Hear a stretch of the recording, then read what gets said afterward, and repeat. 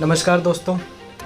जब पूरा विश्व महामारी के बुरे दौर से गुजर रहा है और खुद जापान भी उसी से अछूता नहीं है, ऐसे में ओलंपिक खेलों को कराने की जिद पर आखिर जापान क्यों अड़ा हुआ है?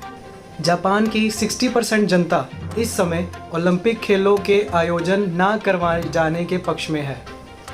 टोक्यो ओलंपिक्स के मुख्य मीडिया स्पॉन्सर जापान के प्रमुख समाचार पत्र असाही शिंबन ने भी अपने एडिटोरियल के माध्यम से इस समय जापान में ओलंपिक्स खेलों के आयोजन को गलत ठहराया है। आपको बता दें कि असाही शिंबन जापान के 4 सबसे बड़े समाचार पत्रों में से एक है। 1879 में स्थापित ये जापानी क्रांति गवाहों में से एक है।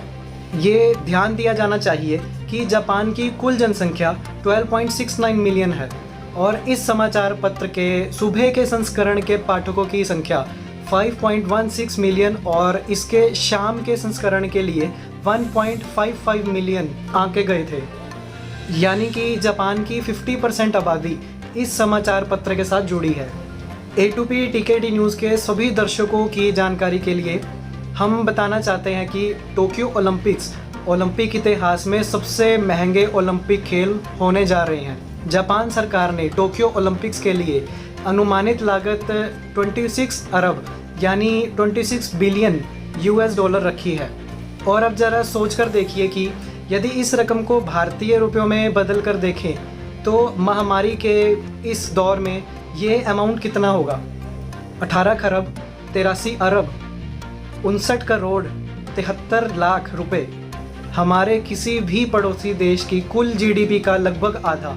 वो भी तब जब विश्वव्यापी महामारी के दौर के चलते ना तो जापान की जनता ही पूरी तरह से सरकार के साथ है और ना ही विश्व के सभी खिलाड़ियों को इन ओलंपिक खेलों में शामिल होने का मौका मिलता दिखाई दे रहा है। महामारी के इस दौर में खेलों का इतना बड़ा आयोजन, वो भी सिर्फ एक देश के द्वारा, इसे जिद मानना चाहिए या फिर 26 बिलियन US डॉलर्स की इन्वेस्टमेंट की मजबूरी, जहां खिलाड़ियों ने आना भी है, खेलना भी है, मिलना जुलना भी हो सकता है कि ओलंपिक खेलों की समिति का मैनेजमेंट सब कुछ ठीक ठाक तरीके से निपटाने में कामयाब हो भी जाए। लेकिन जिस देश में आज तक मात्र 3 से 4% लोगों का ही वैक्सीनेशन हुआ हो, वहाँ की जनता में अनसिक्योरिटी का भाव आना स्वाभाविक ही दिखाई देता है।